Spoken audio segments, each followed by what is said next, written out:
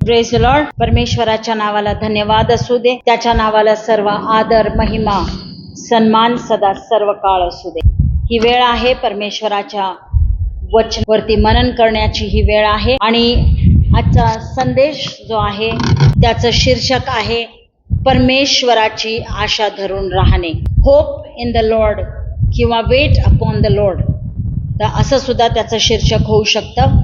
परमेश्वराची आशा धरून राहणे याकरिता शास्त्र भाग जो घेतलेला आहे संदेशासाठी तो आहे यशयाचा ग्रंथ, यशया 40वा अध्याय आणि 31 वचन. आयझिया 40 वर्स 31. यशया 40 आणि वचन 31 मी आपणाकरिता वाचते. तरी परमेश्वराची आशा धरून राहणारे नवीन शक्ती संपादन करीतील. ते गरुडाप्रमाणे पंखाने वर उडतील. ते धावतील तरी दमणार नाहीत, चालतील तरी थकणार नाहीत. हालेलुया. तर ह्या वचनामध्ये जर तुम्ही आणि मी पाहिलं तर त्याच्यामध्ये 4 आशीर्वाद लपलेले आहेत. आणि हे 4ही आशीर्वाद तुम्हाला आणि मला ते प्राप्त होतील ज्या वेळेस आम्ही परमेश्वराची आशा धरून राहू त्यावेळेस. इंग्लिश बायबलमध्ये म्हटलेलं आहे की those who wait upon the Lord shall renew their strength. They shall mount up with wings like eagles. They shall run and not be weary. They shall walk and not faint. हे 4 आशीर्वाद या ठिकाणी जे लिहिलेले आहेत ते सर्वप्रथम हे आहे की नवीन शक्ती संपादन करतील. ते गरुडाप्रमाणे पंखाने वर उडतील. जे परमेश्वराची आशा धरून राहतात ते धावतील तरी दमणार नाहीत आणि चालतील तरी थकणार नाहीत. आणि हे 4ही आशीर्वाद जे या ठिकाणी लिहिलेले आहेत ते आम्हाला त्यावेळेस प्राप्त होतात ज्या वेळेस आम्ही परमेश्वराची आशा धरून आम्ही जीवन जगतो, ज्या वेळेस आम्ही परमेश्वराची प्रतीक्षा करतो, त्याच्यावरती आम्ही विश्वास ठेवून जीवन जगतो आणि त्याच्याकडे आम्ही धीराने ज्या वेळेस आम्ही जीवन जगतो आणि ज्या वेळेस आम्ही काहीतरी अपेक्षा ठेवून त्या परमेश्वराकडे आम्ही पाहतो त्यावेळेस हे सर्व आशीर्वाद जे आहेत ते तुम्हाला आणि मला प्राप्त होतात. प्रियानो, हे जे जीवन आहे तुम्हाला आणि मला ठाऊक आहे की हे खूप फास्ट लाईफ आहे, म्हणजेच की खूप त्याला गती आहे आणि लोकांना प्रतीक्षा करणं किंवा वाट पाहणं हे त्यांना आवडत नाही. आणि म्हणून आपल्याला काय पाहिजे, सर्व काही काय पाहिजे आत्ताच पाहिजे आणि लगेचच पाहिजे असं आमचं जीवन झालेलं आहे. कारण सगळ्या गोष्टी आता इन्स्टंटली मिळू राहिलेल्या आहेत. आम्हाला कॉफी पाहिजे, आम्ही कॉफी मशीनमध्ये जाऊन एक बटन दाबलं की आम्हाला इन्स्टंट कॉफी मिळते. आणि कालच आम्ही बोलत होतो तर त्यावेळेस आम्ही काय म्हटलं, आता खूप इझी आम्हाला कॉफी करता येते. 3 in 1 कॉफीचं पाकिट आलेलं आहे. पाकिट गरम पाण्यामध्ये ते होतं, त्यात कॉफी आहे, दूध पावडर आहे आणि साखर आहे. काही एक्स्ट्रा घालायची गरज नाही, 1 मिनिटात कॉफी होते. आणि अशा प्रकारच्या गोष्टींमुळे जे आहे आम्हाला वाटतं सगळं काही आम्हाला इन्स्टंटली मिळावं. एक बटन दाबलं की कॉफी मिळते, चहा मिळते. त्याचप्रमाणे आम्हाला असं वाटतं की आम्ही प्रार्थना केल्याबरोबर जे आहे ते परमेश्वराने आमच्या प्रार्थनेचं उत्तर द्यावं. आम्हाला जोपर्यंत प्रार्थनेचं उत्तर मिळत नाही तोपर्यंत आम्ही काय होतो, अस्वस्थ होतो. त्यानंतर आम्ही अस्वस्थ थोडे दिवस होतो, त्यानंतर आम्ही बडबड करायला लागतो. आम्ही म्हणायला लागतो की प्रभू आमची प्रार्थना ऐकतो की नाही माहिती नाही, त्याचे कान आमच्या प्रार्थनेकडे आहेत का नाहीत माहिती नाही, कधी उत्तर देणार प्रार्थनेचं, एवढे दिवस झाले प्रार्थना करून, तेवढे दिवस झाले प्रार्थना करून, अशी सगळी बडबड आम्ही करत राहतो. आम्ही अस्वस्थ होतो. देवाच्या विरुद्धामध्ये आम्ही कुरकुर आणि बडबड जी आहे ही आम्ही करू लागतो. पण आम्हाला काय करायचं आहे, आम्हाला त्याची प्रतीक्षा करायची आहे. आम्हाला त्या परमेश्वराची आशा धरून आम्हाला जीवन जगायचं आहे, ना की आम्हाला चिडचिड करायचं आहे, राग करायचा आहे किंवा आम्हाला निराश देखील व्हायचं नाही आहे. तर आम्हाला या ठिकाणी वचन आम्हाला सांगतं की आम्ही परमेश्वराची आशा धरून आम्ही जर का राहिलो तर हे 4ही आशीर्वाद जे या ठिकाणामध्ये लिहिलेले आहेत ते तुम्हाला आणि मला ते प्राप्त होऊन जातील. तर प्रियानो, ज्या वेळेस आम्हाला या ठिकाणी वचन असं काय सांगत आहे की ते नवीन शक्ती संपादन करतील. हालेलुया. म्हणजे आम्हाला आमच्याकडे जी शक्ती आहे ती शक्ती परमेश्वर काढून घेणार आणि नवीन शक्ती तो आम्हाला देणार आहे. हालेलुया. म्हणजे आमच्या अशक्तपणामध्ये जे आहे तो आम्हाला सशक्त बनवणार आहे. त्याची शक्ती तो आम्हाला तो देणार आहे. म्हणजेच थोडक्यात पाहिलं तर परमेश्वर काय करणार आहे? एक्सचेंज करणार आहे. जुनी शक्ती जी आहे ती काढून नवीन शक्ती तो तुम्हाला आणि मला देणार आहे. एक आदला बदल जे आहे ते त्या ठिकाणी घडून येणार आहे. आणि म्हणून परमेश्वर काय म्हणतो की तुम्ही काय करा? आशा धरून वाट पहा कीच तुमचा अशक्तपणा तो दूर करेल आणि तुम्हाला दैवी शक्ती तो तुम्हाला देईल. तुमचा जो काही मानवी कमजोरपणा आहे तो मानवी कमजोरपणा तो काढून टाकेल आणि दैवी सक्षमीकरण जे आहे ते करेल. डिवाइन एनेबलमेंट करण्याकरिता तो समर्थ देव आहे. आमचे मानवी अपयश जे काय आहेत, ह्युमन फेलियर्स जे काय आहेत ते परमेश्वर काढून घेईल आणि तो तुम्हाला आणि मला त्याचं दैवी यश तो तुम्हाला आणि मला देऊन तो तुम्हाला आणि मला विजय प्राप्त करून देणारा तो परमेश्वर आहे. आणि म्हणून या ठिकाणचा जो पहिला आशीर्वाद आहे तो म्हणतो की तुम्ही नवीन शक्ती संपादन कराल. हालेलुया. जो आमचा अशक्तपणा आहे तो दूर काढून घेईल आणि तो तुम्हाला आणि मला नवीन शक्ती देईल. आणि तो पुढे म्हणतो की ते गरुडाप्रमाणे पंखानी वर उडतील. हालेलुया. गरुडाप्रमाणे ते पंखाने वर उडतील म्हटलेलं आहे. तर तुमचं आणि माझं जीवन जे आहे ते एका गरुडाबरोबर परमेश्वराने कंपॅरिझन केलेलं आहे, त्याची तुलना केलेली आहे. प्रियानो, तर गरुड जे आहे पहा, ज्या वेळेस तो थोडासा म्हातारा होतो त्यावेळेस त्याचे पंख जे आहेत ती सगळी निघून पडतात. त्याची पंख जे आहेत ते आपोआप गळायला लागतात. त्याचे डोळे जे आहेत ते एकदम थकून गेलेले असे त्याचे डोळे दिसायला लागतात. त्याचप्रमाणे त्याची चोच जी आहे, जी पूर्वी खूप शार्प होती, त्याला असं खूप टोकदार त्याची चोच होती, तर आता ती चोच जी आहे तिच्याची बोथट झालेली आहे. आणि त्याची नखं जी आहेत ती पण पूर्वी खूप शार्प असायची, पण आता तो म्हातारा झाला असल्या कारणाने त्याच्यामधली सगळी त्या मजबूतपणा, त्याच्यामध्ये असणारा ते तीक्ष्णपणा निघून गेलेला आहे. आणि आता जो गरुड पक्षी पूर्वी जो खूप शक्तिशाली होता, आता काय झालेला आहे? हळूहळू त्याची शक्ती निघून गेलेली आहे. त्या म्हातारपणामध्ये त्याचं सौंदर्य सगळं निघून गेलेलं आहे. त्याची शोभा जी आहे ती पूर्णपणे निघून जाते, कारण आता त्याचे पंख गळून पडलेत, त्याचे डोळे थकलेले आहेत, त्याची नखं बोथट झालेत, त्याची चोच बोथट झालेली आहे. आणि काय झालेलं आहे? त्याच्यामधून सर्व शक्ती निघून गेलेली आहे. प्रियानो, तर या ठिकाणी आम्ही पाहतो की ज्या वेळेस असा प्रसंग त्या गरुड पक्षाच्या जीवनामध्ये येतो त्यावेळेस तो गरुड पक्षी काय करतो? एका उच्च स्थानापर्यंत तो जातो आणि एका उच्च स्थानावरती म्हणजे कुठल्या तरी डोंगरावरती तो जाऊन त्या डोंगराच्या खोऱ्यामध्ये तिथं एक खडक तो शोधतो आणि त्या खडकावरती काय करतो? एक सुरक्षित जागा तो शोधतो आणि त्या ठिकाणी तो बसतो. आणि त्या ठिकाणी फक्त बसतच नाही, तर त्या ठिकाणी तो काय करतो? ज्या दिशेने सूर्य आहे त्या सूर्याच्या दिशेने तो बसतो, त्या सूर्याला फेस करतो तो, म्हणजे सूर्याच्या समोर तो बसतो आणि कंटिन्युअसली त्याचे नेत्र जे आहेत त्या सूर्याकडे ते पाहत राहतात. तो आपलं खाणं पिणं बंद करतो आणि एका ठिकाणी शांत तो बसतो. कोणत्याही आजूबाजूला जे काही त्याच्या परिस्थिती आहे त्याच्याकडे न लक्ष देता तो काय करतो? आपले नेत्र फक्त त्या सूर्याकडे तो लावून बसतो. जर कितीही वादळ येऊ दे, कितीही पाऊस येऊ दे, कितीही बर्फ आजूबाजूला जरी पडला तरी तो पक्षी आपल्या जागेवरून तो हलत नाही आणि त्याचे नेत्र जे आहेत ते सूर्याकडे ते लागलेले आहेत. आणि तो एकदम शांत आणि स्तब्ध असा तो त्या खडकावर बसून राहतो. वादळी परिस्थिती आली तरी तो हलत नाही, तो डगमगत नाही प्रियानो.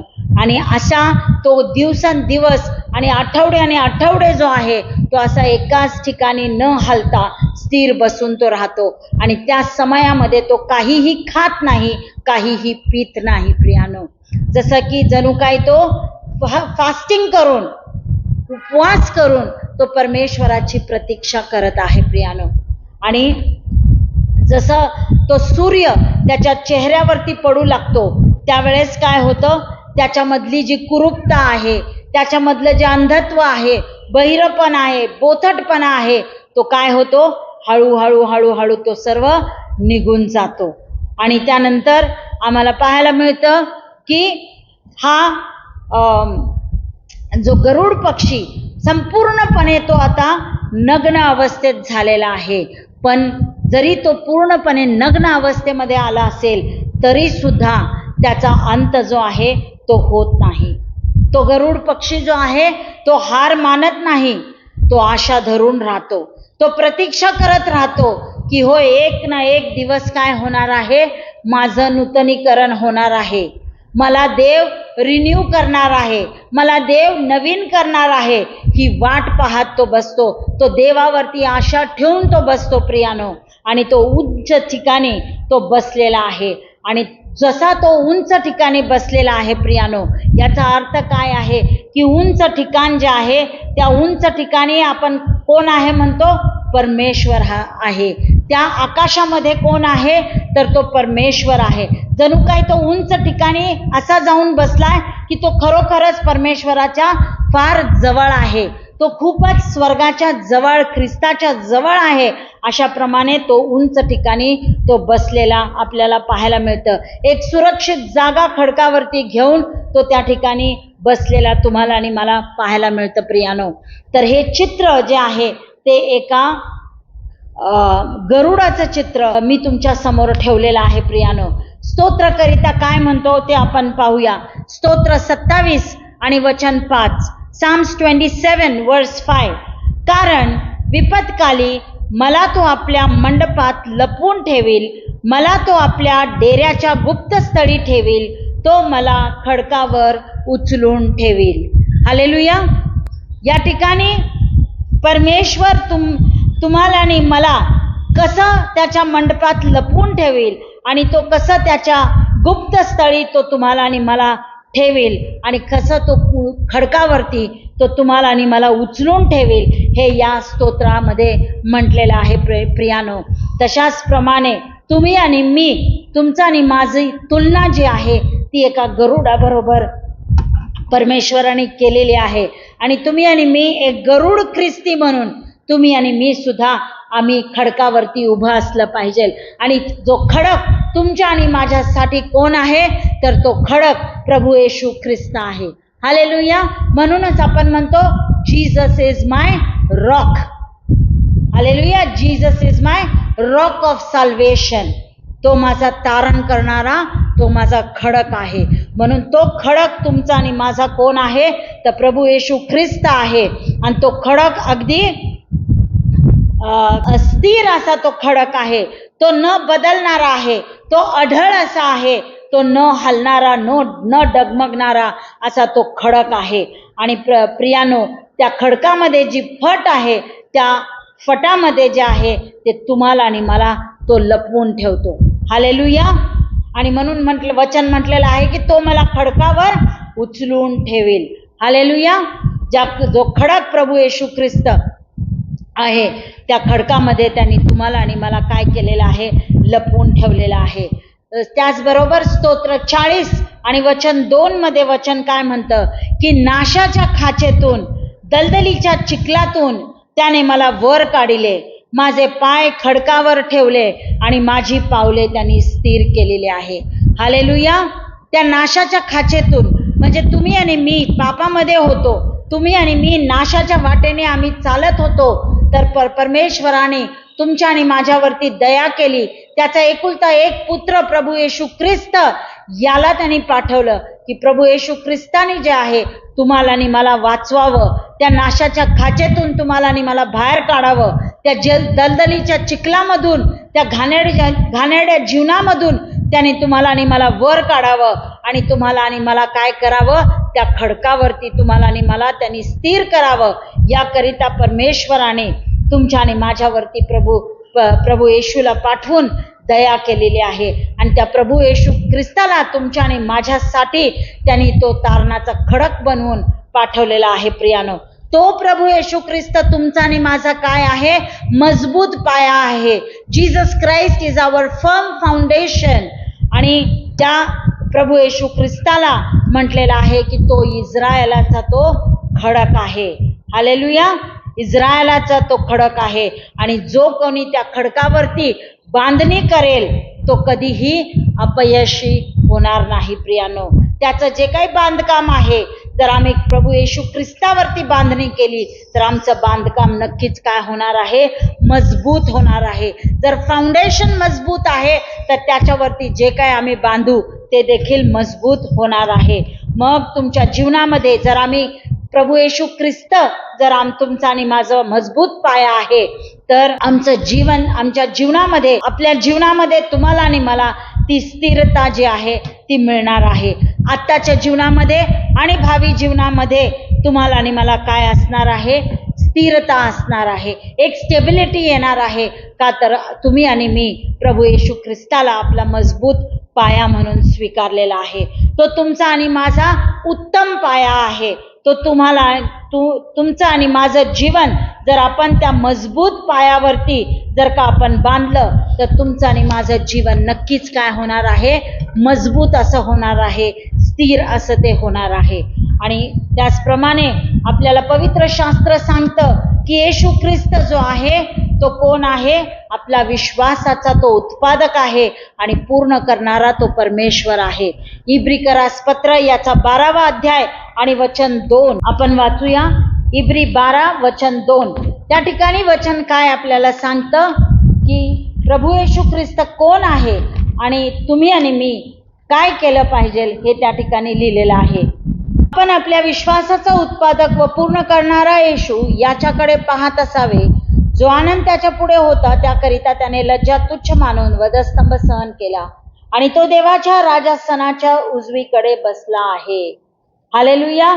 या ठिकाणी वचन तुम्हाला आणि मला सांगतं की प्रभू येशू ख्रिस्त तुमच्या आणि माझ्या विश्वासाचा तो उत्पादक आहे आणि तो पूर्ण करणारा येशू आहे. आणि त्याच्याकडे तुम्ही आणि मी काय करावं, पाहत राहावं असं सांगितलेलं आहे. प्रियानो, ज्याप्रमाणे हा गरुड पक्षी आपले नेत्र त्या सूर्याकडे लावतो, त्याचप्रमाणे तुम्ही आणि मी जे गरुडाप्रमाणे असणारे जे ख्रिस्ती लोक आहेत, आम्ही सुद्धा आमचे नेत्र प्रभू येशू ख्रिस्ताकडे लावलं पाहिजे. ज्या प्रभू येशू ख्रिस्ताला म्हटलेलं आहे की तो न्यायत्वाचा सूर्य आहे. हालेलुया. प्रभू येशू ख्रिस्त कोण आहे, न्यायत्वाचा सूर्य आहे. सन ऑफ रायचसनेस त्याला म्हटलेलं आहे.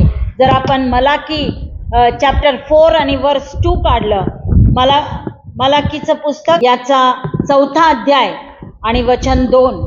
पण तुम्ही जे माझ्या नामाचे भय धरणारे, त्या तुमच्या न्यायत्वाचा सूर्य उदय पावेल, त्याच्या पंखाच्या ठाई आरोग्य असेल, तुम्ही गोठ्यातल्या वत्साप्रमाणे बाहेर पडून बागडाल. हालेलुया. या ठिकाणी प्रभू येशू ख्रिस्ताला म्हटलेला आहे की तो न्यायत्वाचा कोण आहे, सूर्य आहे. आणि जे लोक परमेश्वराचं भय बाळगतात, जे त्याच्या नावाचं भय धरतात, त्यांना काय होतं की जो हा न्यायत्वाचा जो सूर्य आहे त्याच्या पंखाखाली त्यांना काय प्राप्त होते, आरोग्य प्राप्त होतं. आणि एवढंच नव्हे तर पुढे म्हटलेलं आहे की गोठ्यातल्या वत्साप्रमाणे तुम्ही आणि मी बाहेर पडून तुम्ही आणि मी बागडाल असं म्हटलेलं आहे. हालेलुया. जे कोणी परमेश्वराचा आदर करतं, जे कोणी परमेश्वराचं भय धरतं, त्याची उपासना करतं आणि जे परमेश्वर जो पवित्र आहे त्याचं नाव, पवित्र नाव जे उंच करतं आणि जे परमेश्वराला परमेश्वराचं भय बाळगून जो जीवन जगतो त्याला काय मिळतं? परमेश्वराच्या ठाई आरोग्य मिळतं असं म्हटलेलं आहे. आणि एवढंच नव्हे तर आम्हाला काय होतं? आम्हाला प्रभूची ओळख होते. एवढंच नव्हे तर त्या प्रभूला आम्ही ओळखून आम्ही काय करतो? सर्व प्रकारचं आमच्यामध्ये जे अशुद्ध आहे, जे पाप आहे, त्याची आम्ही कबुली देऊन आम्ही त्या सर्व अशुद्धतेपासून, आम्ही त्या पापापासून जर का आम्ही वळालो तर नक्कीच परमेश्वर जे आहे ते तुम्हाला आणि मला त्याच्या पंखाच्या ठाई जे आहे ते आरोग्य देणार प्रियानो. त्यामुळे आम्ही काय केलं पाहिजे? तर आम्ही आमच्या वैयक्तिक लेवलवरती, पर्सनल लेवलवरती तुम्ही आणि मी आम्ही पापाची कबुली देऊन पाप क्षमा परमेश्वराकडून मागितली पाहिजे. आमच्या कुटुंबाच्या पापांची क्षमा आम्ही परमेश्वराकडे मागितली पाहिजे. आमच्या मंडळीमध्ये झालेल्या सर्व जर का काही गोष्टी घडलेल्या असतील ज्या देवाच्या विरुद्धामध्ये असतील, त्यासाठी मंडळीसाठी आम्ही काय केलं पाहिजे? मध्यस्थी करून आम्ही त्या पापांची क्षमा आम्ही परमेश्वराकडे मागितली पाहिजे. आणि आम्ही एवढंच नव्हे तर आमच्या देशासाठी सुद्धा आम्ही त्या परमेश्वराकडे आम्ही काय केली पाहिजे? कबुली मागितली पाहिजे की आमच्या देशाला सर्व पापापासून, सर्व अशुद्धतेपासून प्रभू तू दूर ठेव, म्हणून आम्ही त्या देवाकडे आम्ही नेहमी प्रार्थना केली पाहिजे प्रियानो. आणि जो कोणी त्या प्रभू येशू ख्रिस्ताकडे जो पाहेल तर त्या प्रभू येशू ख्रिस्ताकडे पाहिल्यानंतर त्याचं संपूर्ण जीवन जे आहे ते बदलून जाणार आहे. हालेलुया. म्हणून त्या प्रभू येशू ख्रिस्ताला आम्ही काय केलं पाहिजे? पवित्र मानलं पाहिजे, त्याला आम्ही उंच केलं पाहिजे.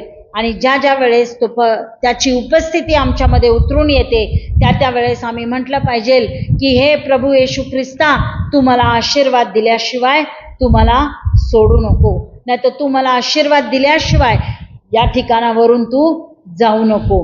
तुझा स्पर्श मला होऊ दे, तुझ्या पंखाखाली मला आश्रय मिळू दे, तुझ्या पंखाखाली जे आरोग्य आहे ते आरोग्य तू मला प्राप्त करून दे, अशी तुमची आणि माझी प्रार्थना त्याच्याकडे असली पाहिजे प्रियानो. ज्या वेळेस आम्ही पाहतो की हे गरुड पक्षी जो आहे तो त्या खडकावरती ज्या वेळेस तो बसतो त्यावेळेस मी तुम्हाला सांगितलं की तो उपाशी बसलेला असतो, कारण आता त्याचे सगळे पंख निघून गेलेले आहेत. त्याला उडून स्वतःसाठी शिकार करून, स्वतःसाठी अन्न गोळा करून त्याला आणता येत नाही, म्हणून तो उपाशी त्या खडकावरती तो बसलेला असतो. आणि मग इतर जे काही गरुड पक्षी असतात ते सर्व इतर गरुड पक्षी काय करतात? त्याच्या मदतीसाठी ते येतात. ते त्याच्या डोक्यावरून इकडून तिकडून ते फिरत असतात आणि त्याला काय करत असतात? त्याला ते अन्न आणून ते देत असतात. त्यांना माहिती आहे की हा गरुड पक्षी आता अशक्त झालेला आहे, तो उडण्यास असमर्थ झालेला आहे, अक्षम झालेला आहे. आणि म्हणून त्या अशा प्रकारच्या त्यांच्या या मित्राला म्हटलं तरी चालेल किंवा त्यांच्या बरोबर असणाऱ्या या पक्षाची ते मदत करण्यासाठी ते काय करतात? अन्न आणून त्याला ते देतात प्रियानो. म्हणजेच की एकटं त्याला कोणीही मरण्यासाठी सोडून देत नाही, तर इतर जे गरुड पक्षी आहेत ते त्याच्या मदतीसाठी ते धावून येतात आणि ते फक्त त्याला अन्नच देत नाहीत, तर त्याचं जे आहे इतर पक्ष्यांपासून किंवा इतर प्राण्यांपासून ते त्याचं संरक्षण सुद्धा ते करतात. हालेलुया. आणि त्याचप्रमाणे तुम्ही आणि मी स्वतःला आम्ही गरुड ख्रिस्ती म्हणतो, तर तुम्ही आणि मी सुद्धा या गरुड पक्षासारखं तुम्ही आणि मी काय केलं पाहिजे? परमेश्वराची आशा धरून आम्ही परमेश्वराची प्रतीक्षा आम्ही केली पाहिजे. आणि नक्कीच त्या परिस्थितीमध्ये परमेश्वर तुमचा आणि माझा तो पुरवठा करणार आहे. जसं या पक्षाला खाऊ घालण्यासाठी इतर पक्षी त्याच्या मदतीसाठी येतात, तसंच परमेश्वर जे आहे ते इतरांना पाठवून तो तुमचा आणि माझं सहाय्य करणार, तो तुम्हाला आणि मला सर्व गोष्टींचा तो पुरवठा करणार आहे. आणि एक प्रकारची तहान आणि भूक परमेश्वर तुमच्या आणि माझ्यामध्ये तो निर्माण करणार. आणि जसं आम्ही प्रभूसाठी तहानलो आणि भुकेलेलो असतो, तसंच काय होणार आहे? आमचे नेत्र आता काय होणार आहेत?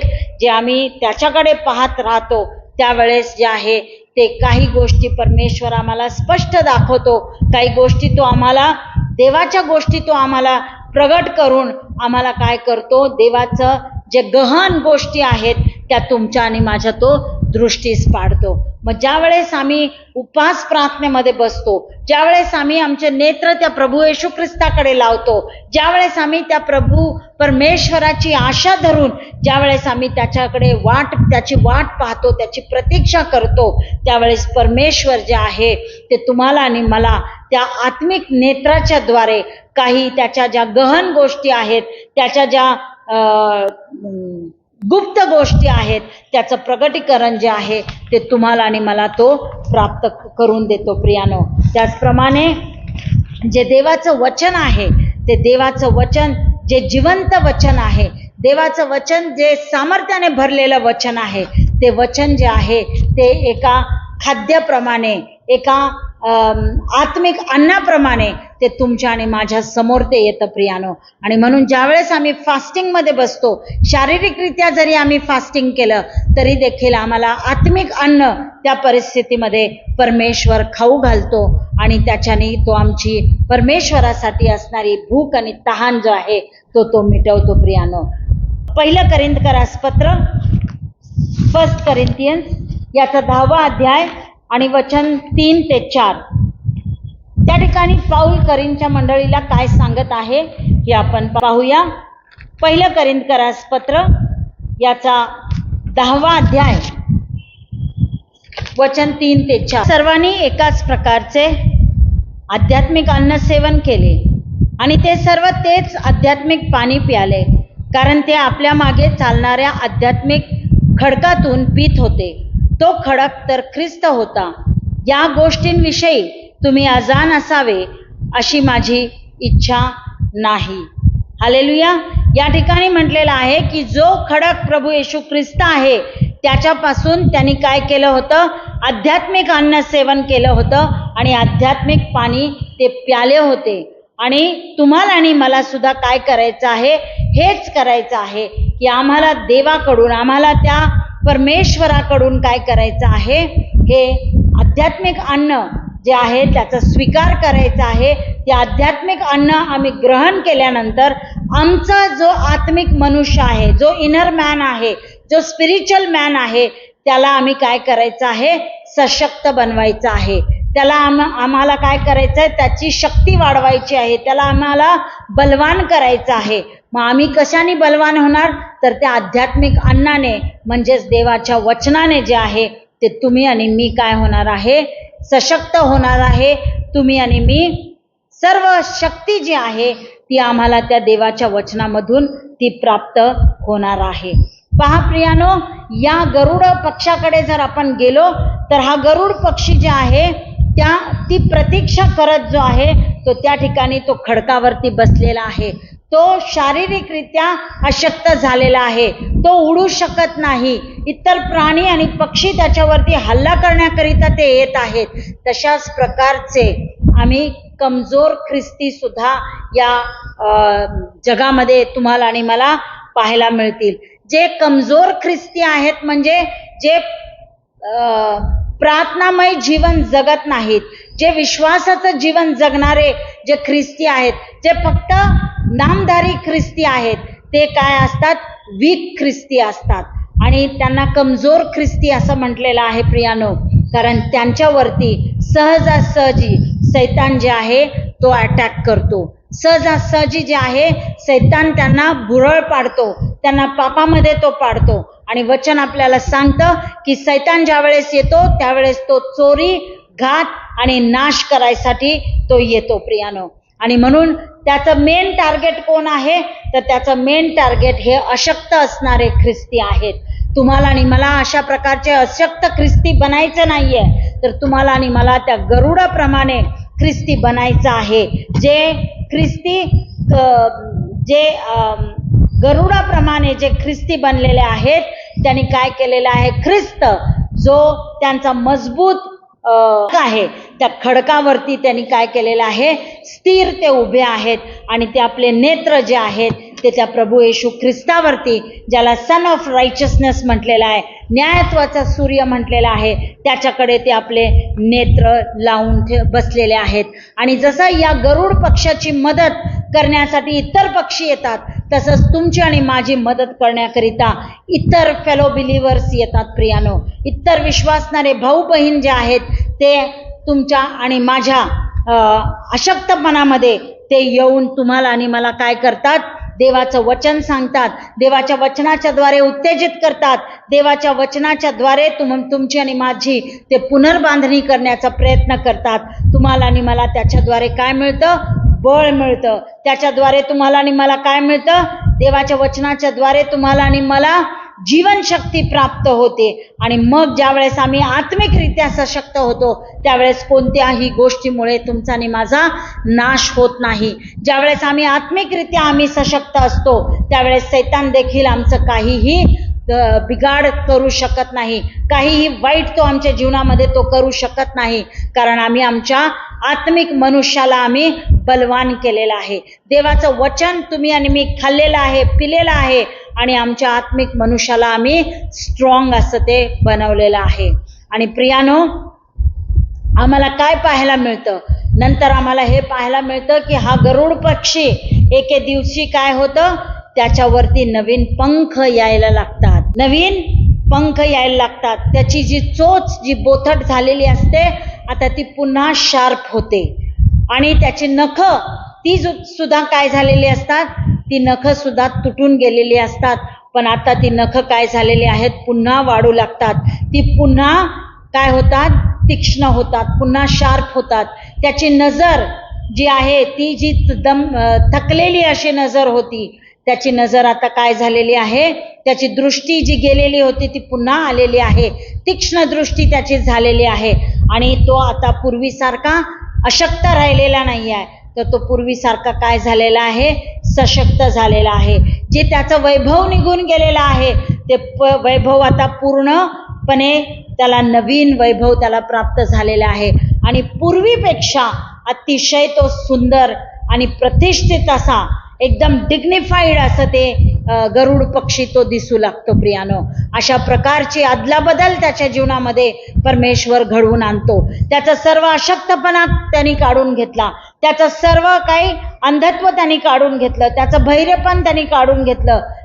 नवीन शक्ती त्याला संपादन करून नवीन ताकद त्याला दिली, नवीन रूप त्याला त्यांनी धारण करून दिलं प्रियानो.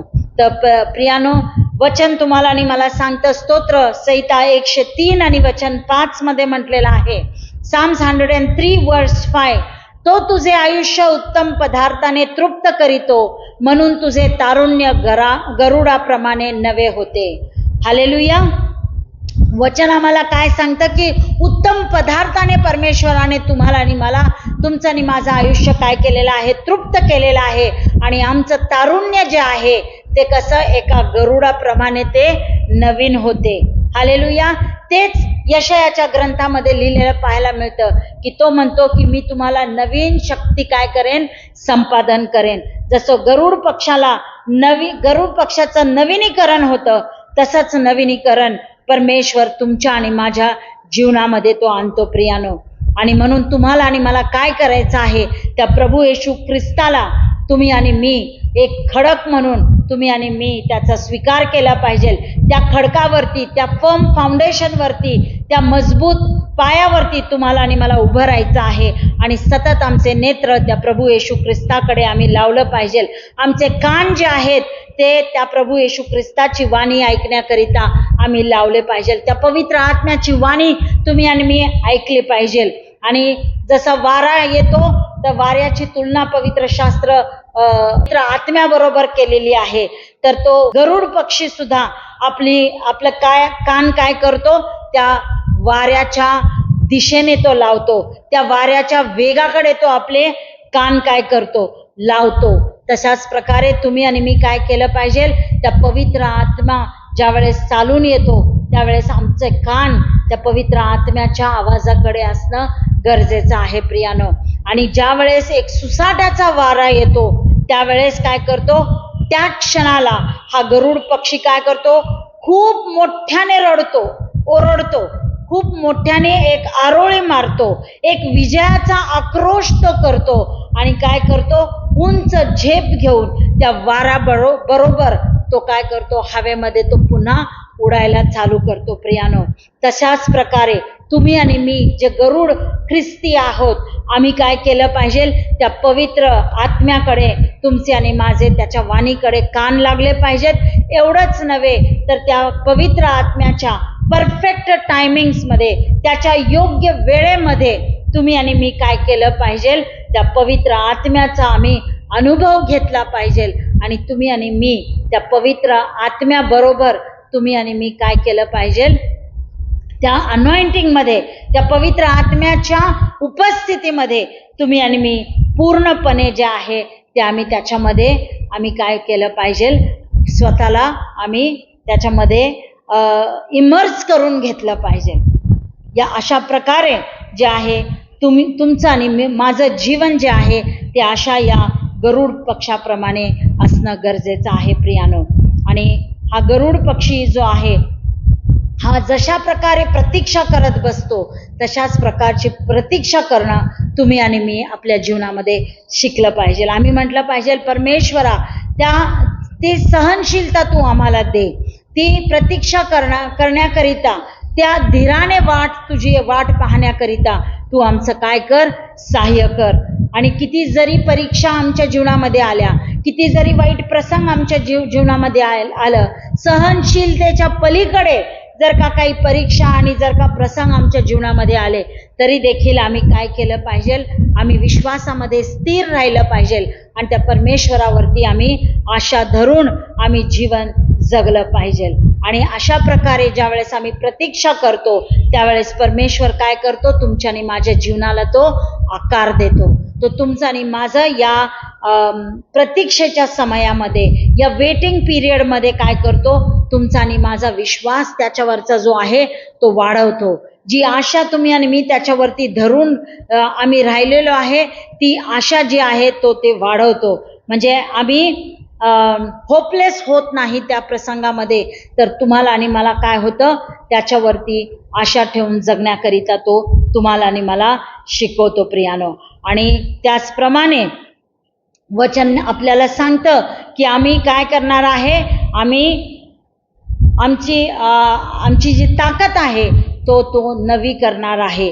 आणि एवढंच नव्हे तर आम्ही धावणार पण आम्ही दमणार नाही, आणि आम्ही चालणार पण आम्ही थकणार नाही. हालेलुया. हे सर्व आशीर्वाद परमेश्वर तुम्हाला आणि मला ते देऊ इच्छितो. प्रियानो, पण त्यासाठी तुम्ही आणि मी काय केलं पाहिजे, तुम्ही आणि मी जे आहे ती आमची आशा फक्त परमेश्वरावरती लावून आम्ही जीवन जगलं पाहिजे. आम्ही आमची आशा इतर कोणत्याही गोष्टीवरती आम्ही लावू नये. आमच्याकडे असणारा पैसा, आमच्याकडे असणारी धनसंपत्ती, आमच्याकडे असणारी प्रतिष्ठा, आमच्याकडे असणारं जे काही क्वालिफिकेशन आहे, एज्युकेशन आहे, त्यावरती आम्ही आशा ठेवून जीवन जगायचं नाही, तर आम्ही आमची आशा फक्त त्या परमेश्वरावरती ठेवली पाहिजे. आमचे नेत्र इतर कोणत्याही गोष्टीकडे न लावता, इतर कोणत्याही परिस्थितीकडे न लावता, आम्ही आमचे नेत्र त्या परमेश्वरावरती आम्ही ठेवून आम्ही आशेचं जीवन जे आहे ते आम्ही जगलं पाहिजे. प्रियानो, आणि आम्हाला काय करायचं आहे, दुसरी गोष्ट आम्हाला जी करायची आहे ती आम्हाला शांत राहायचं आहे आणि आम्हाला देवाबरोबर एकटं असं राहायचं आहे. प्रियानो, त्याचा अर्थ काय आहे, स्तोत्र संहितामध्ये लिहिलेला आहे, स्तोत्र 46 आणि वर्स 10 त्याचा पहिला भाग लिहिलेला आहे. साम्स 46 वर्स 10 पार्ट ए, त्याच्यामध्ये लिहिलेला आहे, be still and know that I am God. शांत व्हा आणि लक्षात ठेवा की मीच देव आहे. हालेलुया. तुम्हाला आणि मला काय सांगितलेलं आहे की तुम्हाला आणि मला शांत राहायला सांगितलेलं आहे, शांत व्हायला सांगितलेलं आहे. आणि देव कोण आहे हे तुम्हाला आणि मला जाणून घ्यायचं आहे. देवाबरोबर तुम्हाला आणि मला एकटं राहून आम्हाला ते जाणून घ्यायचं आहे की परमेश्वर हा कोण आहे. हालेलुया. आमच्या अशक्तपणामध्ये तो परमेश्वर तुम्हाला आणि मला तो सशक्त करणारा तो परमेश्वर आहे. प्रियानो, आणि म्हणून आम्हाला आमचे नेत्र त्याच्याकडे लावायचं आहे आणि आम्हाला त्याच्याकडून आम्ही काही गोष्टी अपेक्षा आम्ही करायची आहे. त्याचं जे आम्हाला नूतनीकरण करणारी जी कृपा आहे त्या कृपेची आम्ही अपेक्षा केली पाहिजे. स्वतःला आम्ही पूर्णपणे वेगळं करून शांततेमध्ये आम्ही जीवन जगून आम्ही काय केलं पाहिजे, देवाची प्रतीक्षा जी आहे ती आम्ही केली पाहिजे. ज्या वेळेस देवाचा आणि तुमचा पर्सनल एन्काउंटर होईल, ज्यावेळेस आमोरासमोर आम्ही परमेश्वराच्या येऊ, त्यावेळेस नक्कीच परमेश्वर तुम्हाला आणि मला अशा प्रकारचं नूतनीकरण करण्याची तो वेळ देणार आहे. ते नूतनीकरण तुमच्या आणि माझ्या जीवनामध्ये ते होणार आहे. म्हणून आम्ही शांत राहायचं आहे आणि आम्ही देवाबरोबर वेळ घालवायचा आहे. आणि एवढंच नव्हे तर त्या परमेश्वराच्या सार्वभौमत्वाला आम्ही समर्पित झालं पाहिजे. सबमिट टू गॉड सॉव्हरेंटी म्हणजे सार्वभौमत्व. तर त्या परमेश्वराच्या सार्वभौमत्वाला समर्पित आम्ही झालं पाहिजे प्रियानो. म्हणजेच की परमेश्वर हा सर्व देवाहून थोर आहे. त्याच्याकडे सगळ्या प्रकारचे सुप्रीम पॉवर्स त्या देवाकडे आहे. त्याच्याकडे सर्व प्रकारचा तो अधिकार आहे आणि तो सर्व काम त्याच्या योग्य समयामध्ये तो करतो आणि त्याच्या योग्य मार्गाचा उपयोग तो करून तो करतो. आणि म्हणून प्रियानो, आम्ही त्या देवावरती, त्याच्या त्या सार्वभौमत्वावरती आम्ही विश्वास ठेवला पाहिजे आणि आम्ही नेहमी त्याच्या इच्छेप्रमाणे गोष्टी आमच्या जीवनामध्ये घडाव्यात याकरिता आम्ही त्या देवाला प्रार्थनेच्या द्वारे सांगितलं पाहिजे की हे परमेश्वरा, माझ्या इच्छानुसार नव्हे तर तुझ्या इच्छानुसार सर्व गोष्टी माझ्या जीवनामध्ये त्या घडू देत.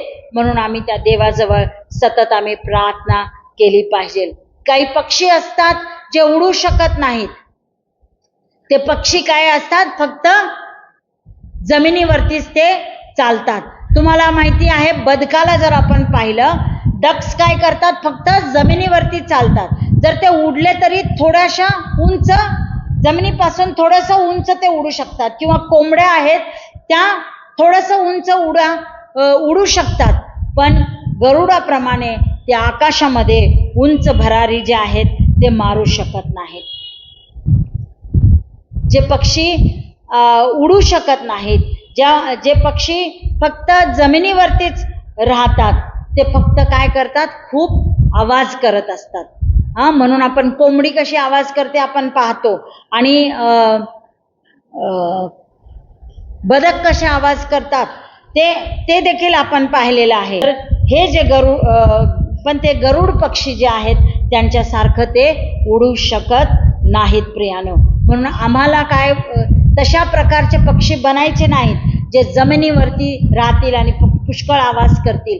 पण आम्हाला त्या गरुड पक्षाप्रमाणे आम्हाला बनायचं आहे, जे आपले नेत्र देवाकडे लावून देवापासून शक्ती संपादन करतात आणि उंच भरारी जे आहे ते आकाशामध्ये मारतात. प्रियानो, तुमच्या आणि माझ्या जीवनामध्ये किती जरी परीक्षा आल्या, किती जरी संकट आली, आपल्या सहनशक्तीच्या पलीकडे जरी ते संकट आपल्या जीवनामध्ये आले, तरी देखील आम्ही आमचे नेत्र त्या परमेश्वराकडे लावले पाहिजेत.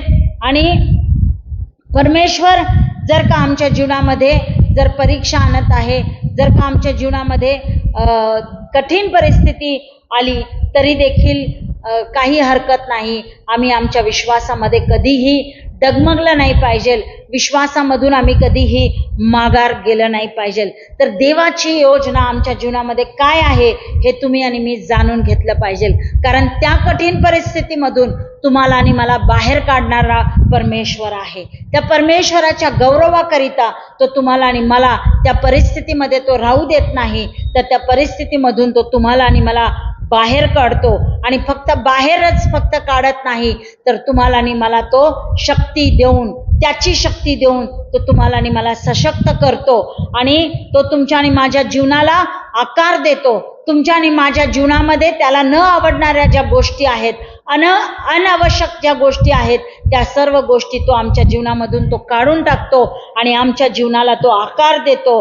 आमचं चारित्र्य तो घडवून आणतो आणि एका चांगल्या वृत्तीचे ख्रिस्ती व्यक्ती तो तुम्हाला आणि मला बनवतो. हालेलुया. तो कधीही एकटेपणामध्ये तुम्हाला आणि मला तो सोडत नाही. जसं या गरुड पक्षाला परमेश्वरांनी सोडलं नाही, तर त्याचं नवीनीकरण होऊपर्यंत परमेश्वर त्याच्या बरोबर होता. आणि त्यानंतरही परमेश्वर जो आहे, आम्ही देखील त्या परिस्थितीमध्ये असलो तरी आम्हाला परमेश्वर त्या एकट्या परिस्थितीमध्ये कधीच तो सोडत नाही, कधीच तो तुम्हाला आणि मला टाकत नाही, तर तो सदैव तुमच्या आणि माझ्या बरोबर तो असतो.